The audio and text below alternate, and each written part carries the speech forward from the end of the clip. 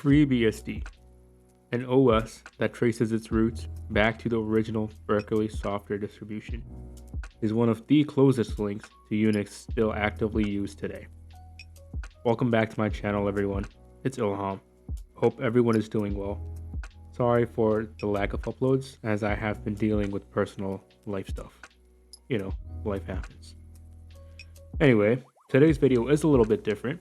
I will be giving a quick introduction of FreeBSD, what it is, where it came from, the differences and similarities it has with Linux, and why it matters.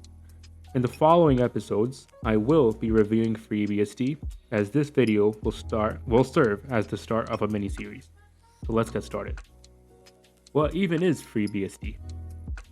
FreeBSD is a Unix-like operating system that finds its roots back to the original Berkeley software distribution, or BSD for short, which was a branch of Unix that began development at the University of California, Berkeley, in the late 70s.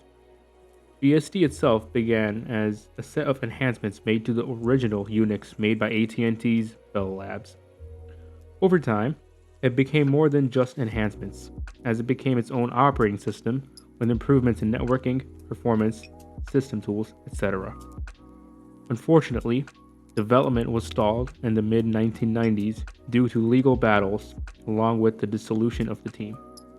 However, it did not disappear, as it lives on through OpenBSD, NetBSD, DragonflyBSD, GhostBSD, and the most popular variant, FreeBSD, as well as others. FreeBSD itself started in 1993. It was developed from 386BSD, which was one of the very first attempts to bring BSD to the Intel i386 platform.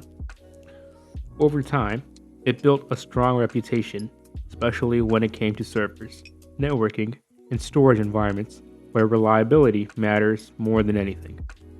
Unlike Linux, FreeBSD uses the BSD license, which is a non-copyleft, permissive free software license. This allows anyone to essentially modify, redistribute, and even add the code into proprietary, closed-source software without requiring them to be released under the same license. This makes it different from Linux despite both being Unix-like, as the license for Linux, GPL v2, requires all the modifications of the Linux kernel to be released under that license, hence forcing it to be free and open source. FreeBSD's permissive licensing allowed companies like Sony to fork and rewrite its code to power the PlayStation's operating system. Other companies like Arch for its Darwin Foundation for macOS, Nintendo, Netflix, WhatsApp, and more also make use of FreeBSD for its code and strong reputation in servers, storage, and network infrastructure, where stability and predictability matter more than anything else. So what's the difference between Linux itself and BSD though? Linux, in its true form, is a kernel that developers use to base their operating systems on, which results in the existence of distros like Gentoo, Arch, Void, Debian, and more. Meanwhile, FreeBSD is delivered as a complete operating system, meaning the kernel, the drivers, tools, and everything else are developed as an individual project. Even though it is mostly used among developers and sysadmins, it also offers a similar desktop experience to Linux, as it has support for both Xorg and Wayland, allowing for desktop environments like KDE Plasma, GNOME, XFCE, etc., as well as window managers like BSPWM, Sway, DWM, and more. FreeBSD actually has far and away the largest ports collection among the BSDs, so while that might sound surprising to newcomers, it's been known for its port system for a long time. In fact, the first port system was originally built for FreeBSD and was later adopted by other BSD projects. I'll cover this and more in the next episode of the mini-series.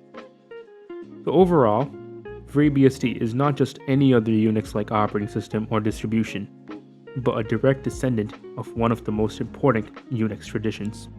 And it still matters today due to its design and performance, as well as the influence it has on modern systems. In the next episode, I will be covering the installation process and comparing FreeBSD to GNU Linux, specifically Arch Linux, in my case. So, if you found this video useful, make sure to subscribe so you don't miss the next part of the series.